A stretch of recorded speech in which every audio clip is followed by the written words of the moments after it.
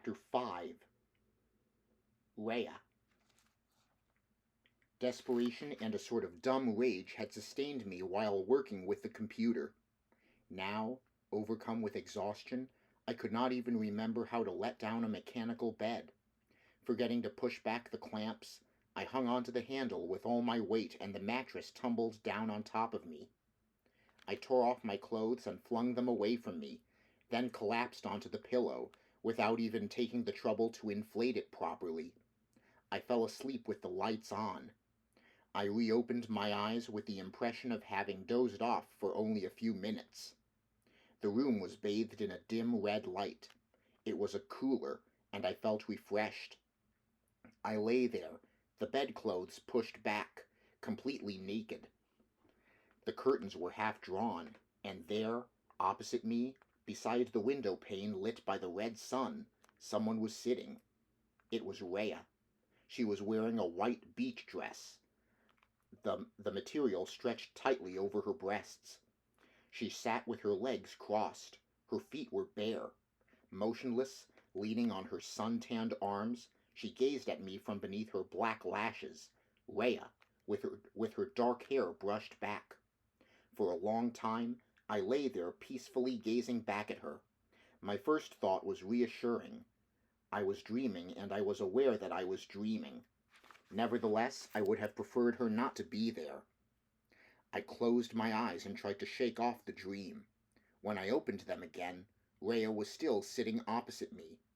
Her lips were pouting slightly, a habit of hers, as though she were about to whistle, but her expression was serious. I thought of my recent speculations on the subject of dreams. She had not changed since the day I had seen her for the last time. She was then a girl of 19. Today, she would be 29. But, evidently, the dead do not change. They remain eternally young. She went on gazing at me, an expression of surprise on her face. I thought of throwing something at her, but, even in a dream, I could not bring myself to harm a dead person. I murmured, "Poor little thing, have you come to visit me?" The sound of my voice frightened me. The room, Rheya, everything seemed extraordinarily real. A three-dimensional dream, colored in halftones. I saw several objects on the floor which I had not noticed when I went to bed. When I wake up, I told myself, I shall check whether these things are still there or whether, like Rheya, I only saw them in a dream. "Do you mean to stay for long?" I asked. I realized that I was speaking very softly, like someone afraid of being overheard. Why worry about eavesdroppers in a dream? The sun was rising over the horizon. A good sign. I had gone to bed during a red day, which should have been succeeded by a blue day, followed by another red day. I had not slept for 15 hours at a stretch. So it was a dream. Reassured, I looked closely at Rheya. She was silhouetted against the sun. The scarlet rays cast a glow over the smooth skin of her left cheek, and the shadows of her eyelashes fell across her face. How pretty she was! Even in my sleep, my memory of her was uncannily precise. I watched the movements of the sun, waiting to see the dimple appear in that usual place slightly below the corner of her lips. All the same, I would have preferred to wake up. It was time I did some work. I closed my eyelids tightly. I heard a metallic noise, and opened my eyes again. Rheya was sitting beside me on the bed, still looking at me gravely. I smiled at her. She smiled back at me and leant forward. We kissed. First a timid, childish kiss, then more prolonged ones. I held her for a long time. Was it possible to feel so much in a dream? I wondered. I was not betraying her memory, for it was of her that I was dreaming, only her. It had never happened to me before. Was it then that I began to have doubts? I went on telling myself that it was a dream, but my heart tightened. I tensed my muscles, ready to leap out of bed. I was half expecting to fail, for often, in dreams, Your sluggish body refuses to respond. I hoped that the effort would drag me out of my sleep, but I did not wake. I sat on the edge of the bed, my legs dangling. There was nothing for it. I should have to endure this dream right to the bitter end. My feeling of well-being had vanished. I was afraid. "What?" I asked. I cleared my throat. "What do you want?" I felt around the floor with my bare feet, searching for a pair of slippers. I stubbed my toe against a sharp edge and stifled a cry of pain. That'll wake me up, I thought with satisfaction, at the same time remembering that I had no slippers. But still it went on. Rheya had drawn back and was leaning against the end of the bed. Her dress rose and fell lightly with her breathing. She watched me with quiet interest. Quick, I thought, a shower. But then I realized that in a dream a shower would not interrupt my sleep. "Where have you come from?" She seized my hand and, with a gesture I knew well, threw it up and caught it again, then played with my fingers. "I don't know," she replied. "Are you angry?" It was her voice, that familiar, low-pitched, slightly far-away voice, and that air of not caring much about what she was saying, of already being preoccupied with something else. People used to think her offhand, even rude, because the expression on her face rarely changed from one of vague astonishment. Did anyone see you?" "I don't know. I got here without any trouble. Why, Chris, is it important?" She was still playing with my fingers, but her face now wore a slight frown. "Rheya." "What, my darling?" "How did you know where I was?" She pondered. A broad smile revealed her teeth. "I haven't the faintest idea. Isn't it funny, when I came in you were asleep. I didn't wake you up because you get cross so easily. You have a very bad temper." She squeezed my hand. Did you go down below?" "Yes, it was all frozen. I ran away." She let go of my hand and lay back. With her hair falling to one side, she looked at me with the half-smile that had irritated me before it had captivated me. "But, Rheya," I stammered. I leaned over her and turned back the short sleeve of her dress. There, just above her vaccination scar, was a red dot, the mark of a hypodermic needle. I was not really surprised, but my heart gave a lurch. I touched the red spot with my finger. For years now I had dreamt of it, over and over again, always waking with a shudder to find myself in the same position, doubled up between the crumpled sheets. Just as I had found her, already growing cold. It was as though, in my sleep, I tried to relive what she had gone through, as though I hoped to turn back the clock and ask her forgiveness, or keep her company during those final minutes when she was feeling the effects of the injection and was overcome by terror. She, who dreaded the least scratch, who hated pain or the sight of blood, had deliberately done this horrible thing, leaving nothing but a few scribbled words addressed to me. I had kept her note in my wallet.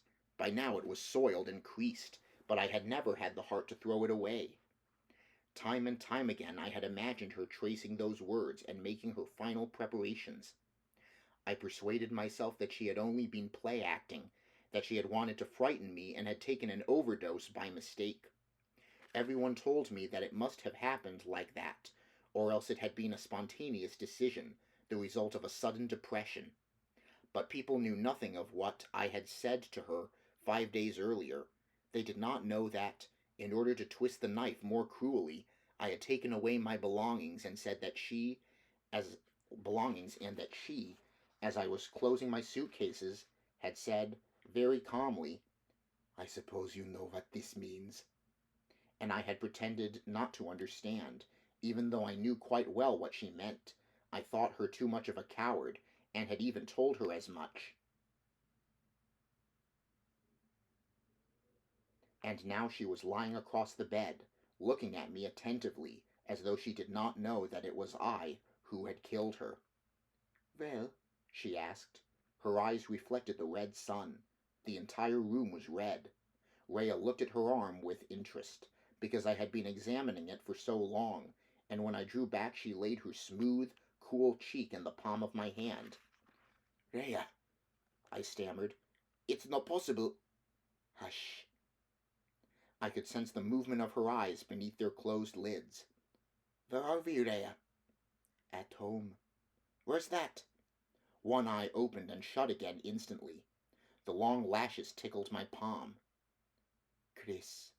"What?" "I'm happy." Raising my head, I could see part of the bed in the wash basin mirror. A cascade of soft hair, Rheya's hair, and my bare knees. I pulled towards me with my foot one of the misshapen objects I had found in the box, and picked it up with my free hand. It was a spindle, one end of which had melted to a needle point. I held the point to my skin and dug it in, just beside a small pink scar. The pain shot through my whole body. I watched the blood run down the inside of my thigh and drip noiselessly onto the floor. What was the use? Terrifying thoughts assailed me, thoughts which were taking a definite shape. I no longer told myself, "It's a dream." I had ceased to believe that. Now I was thinking, I must be ready to defend myself. I examined her dress, her hip under the close-fitting white dress, her dangling naked feet. Leaning forward, I took hold of one of her ankles and ran my fingers over the sole of her foot. The skin was soft, like that of a newborn child. I knew then that it was not Rheya, and I was almost certain that she herself did not know it. The bare foot wriggled, and Rheya's lips parted in silent laughter. "Stop it," she murmured. Cautiously I withdrew my hand from under the cheek and stood up. Then I dressed quickly. She sat up and watched me. "Where are your things?" I asked her. Immediately I regretted my question. "My things? Don't you have anything except that dress?" From now on, I would pursue the game with my eyes open. I tried to appear unconcerned, indifferent, as though we had parted only yesterday, as though we had never parted. She stood up.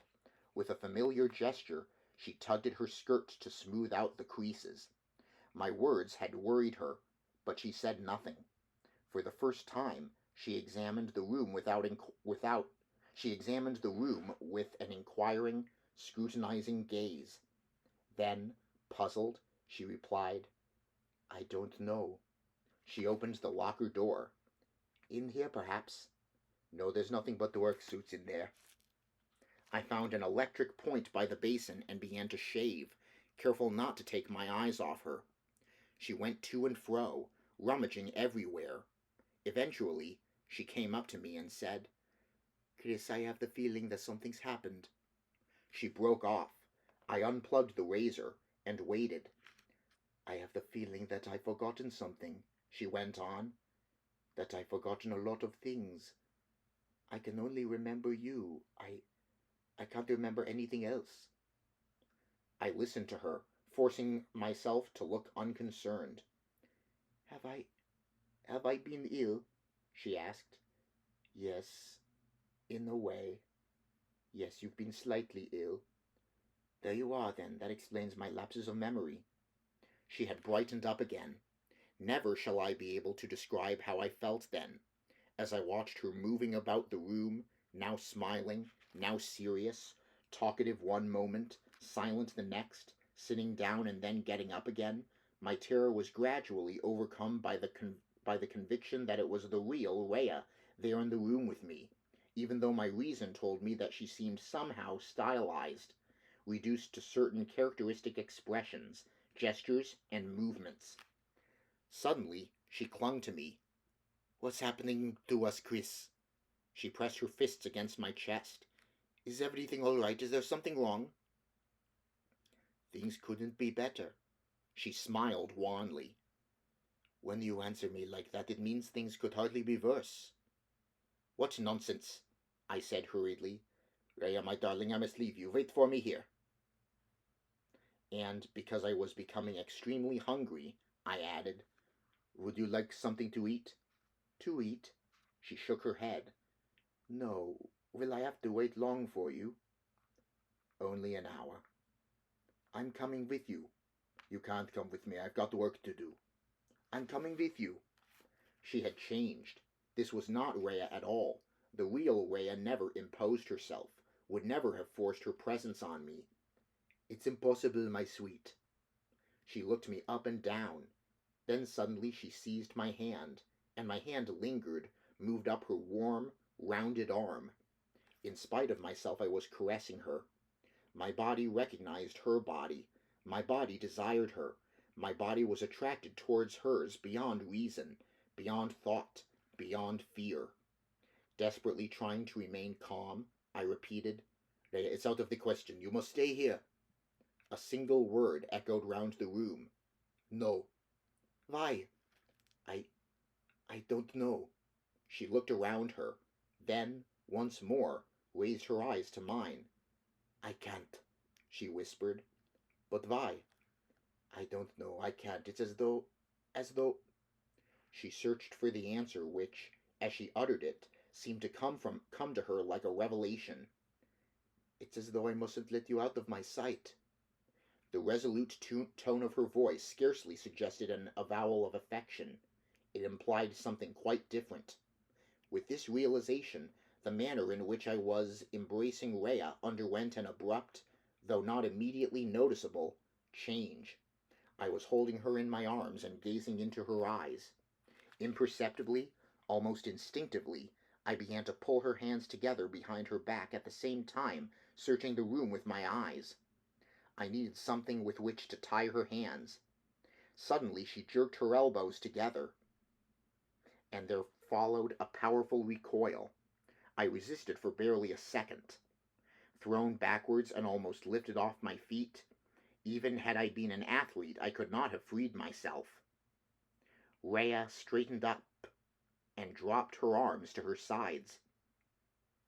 Her face, lit by an uncertain smile, had played no part in the struggle.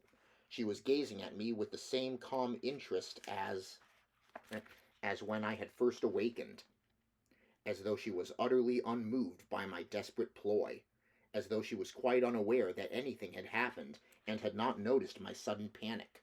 She stood before me, waiting, grave, passive, mildly surprised. Leaving Rheya in the middle of the room, I went over to the wash basin. I was a prisoner, caught in an absurd trap from which at all costs I was determined to escape. I would have been incapable of putting into words the meaning of what had happened, or what was going through my mind. But now I realized that my situation was identical with that of the other inhabitants of the station, that everything I had experienced, discovered, or guessed at was part of a single whole, terrifying and incomprehensible. Meanwhile, I was racking my brain to think up some ruse, to work out some means of escape. Without turning round, I could feel Rheya's eyes following me. There was a medicine chest above the basin. Quickly I went through its contents, and found a bottle of sleeping pills. I shook out 4 tablets, the maximum dose, into a glass, and filled it with hot water.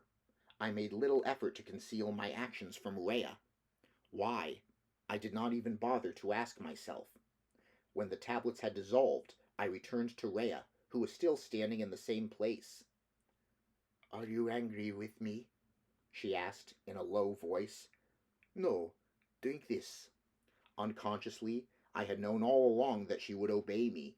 She took the glass without a word and drank the scalding mixture in one gulp. Putting down the empty glass on a stool, I went and sat in a chair in the corner of the room. Rheya joined me, squatting on the floor in her accustomed manner with her legs folded up under her, and tossing back her hair. I was no longer under any illusion. This was not Rheya, and yet I recognized her every habitual gesture. Horror gripped me by the throat, and what was most horrible was that I must go on tricking her, pretending to take her for Rheya, while she herself sincerely believed that she was Rheya. Of that I was certain, if one thing could be certain of anything any longer. She was leaning against my knees, her hair brushing my hand. We remained thus for some while. From time to time, I glanced at my watch. Half an hour went by. The sleeping tablets should have started to work. Rhea murmured something. "What did you say?" There was no reply, although I attributed her silence to the onset of sleep. Secretly, I doubted the effectiveness of the pills. Once again, I did not ask myself why. Perhaps it was because my subterfuge seemed too simple. Slowly her head slid across my knees, her dark hair falling over her face. Her breathing grew deeper and more regular. She was asleep. I stooped in order to lift her onto the bed. As I did so, her eyes opened. She put her arms round my neck and burst into shrill laughter. I was dumbfounded. Rhea could hardly contain her mirth. With an expression that was at once ingenuous and sly, she observed me through half-closed eyelids. I sat down again, tense, stupefied, at a loss. With a final burst of laughter, she snuggled against my legs. In an expressionless voice, I asked, "Why are you laughing?" Once again, a look of anxiety and surprise came over her face. It was clear that she wanted to give me an honest explanation. She sighed and rubbed her nose like a child. "I don't know," she said at last, with genuine puzzlement. "I'm behaving like an idiot, aren't I? But so are you. So are you. You look idiotic, all stiff and pompous, like Pelvis." I could hardly believe my ears. "Like who?" "Like Pelvis, you know who I mean, that fat man." Rhea could not possibly have known Pelvis, or even heard me mention him, for the simple reason that he had returned from an expedition 3 years after her death. I had not known him previously, and was therefore unaware of his inveterate habit, when presiding over meetings at the Institute, of letting sessions drag on indefinitely. Moreover, his name was Pelvillis, and until was Pelvillis. Moreover, his name was Pele Villis, and until his return, I did not know that he had been nicknamed Pelvis. Rhea leaned her elbows on my knees and looked me in the eyes. I put out my hand and stroked her arms, her shoulders, and the base of her bare neck, which pulsed beneath my fingers. While it looked as though I was caressing her, and indeed, judging by her expression, that was how she interpreted the touch of my hands, in reality I was verifying once again that her body was warm to the touch, an ordinary human body, with muscles, bones, joints. Gazing calmly into her eyes, I felt a hideous desire to tighten my grip. Suddenly I remembered Snow's blood-stained hands, and let go. "How you stare at me," Rhea said, placidly. My heart was beating so furiously that I was incapable of speech. I closed my eyes. In that very instant, complete in every detail, a plan of action sprang to my mind. There was not a second to lose. I stood up. "I must go out, Rhea. If you absolutely insist on coming with me, I'll take you." "Good." She jumped to her feet. I opened the locker and selected a suit for each of us. Then I asked, "Why are you barefoot?" She answered hesitantly, "I don't know. I must have left my shoes somewhere." I did not pursue the matter. "You'll have to take your dress off to put this on." "Flying overalls? What for?" As she tried to take off her dress, an extraordinary fact became apparent. There were no zips or fastenings of any sort. The red buttons down the front were merely decorative. Rhea smiled, embarrassed. As though it were the most normal way of going about it, I picked up some kind of scalpel from the floor and slit the dress down the back from neck to waist, so that she could pull it over her head. When she had put on the flying overalls, which were slightly too large for her, and we were about to leave, she asked, "Are we going on a flight?" I merely nodded. I was afraid of running into Snow, but the dome was empty and the door leading to the radio cabin was shut. A deathly silence still hung over the hangar deck. Rhea followed my movements attentively. I opened a stall and examined the shuttle vehicle inside. I checked, one after another, the microreactor, the controls, and the diffusers. Then, Having removed the empty capsule from its stand, I aimed the electric trolley towards the sloping runway.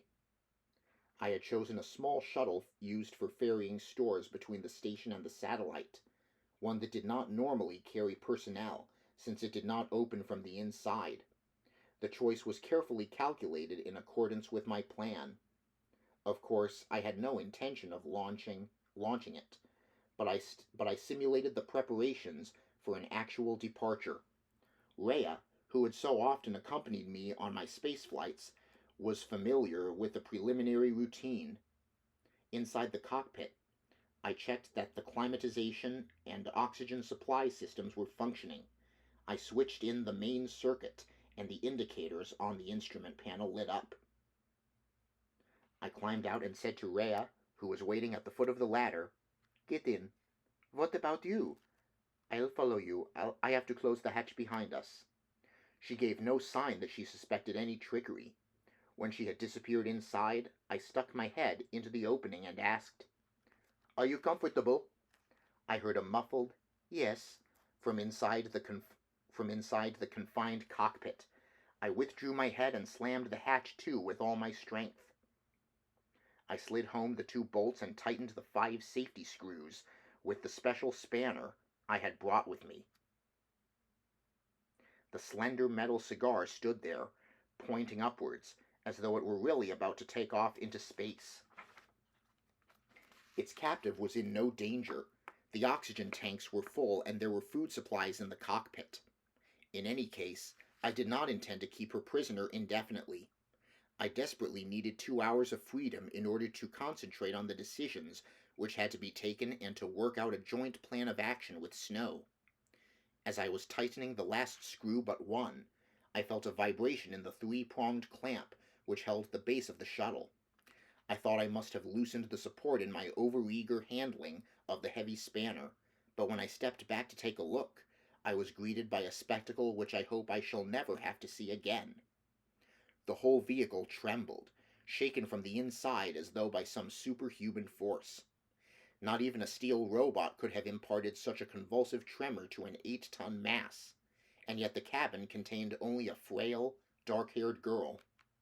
The reflections from the lights quivered on the shuttle's gleaming sides. I could not hear the blows. There was no sound whatever from inside the vehicle. But the outspread struts vibrated like taut wires. The violence of the shock waves was such that I was afraid the entire scaffolding would collapse. I tightened the final screw with a trembling hand, threw down the spanner, and jumped off the ladder. As I slowly retreated, I noticed that the shock absorbers, designed to resist a continuous pressure, were vibrating furiously. It looked to me as though the shuttle's outer skin was wrinkling. Frenziedly, I reached to the control panel and with both hands lifted the starting lever. As I did so, the intercom connected to the shuttle's interior gave out a piercing sound.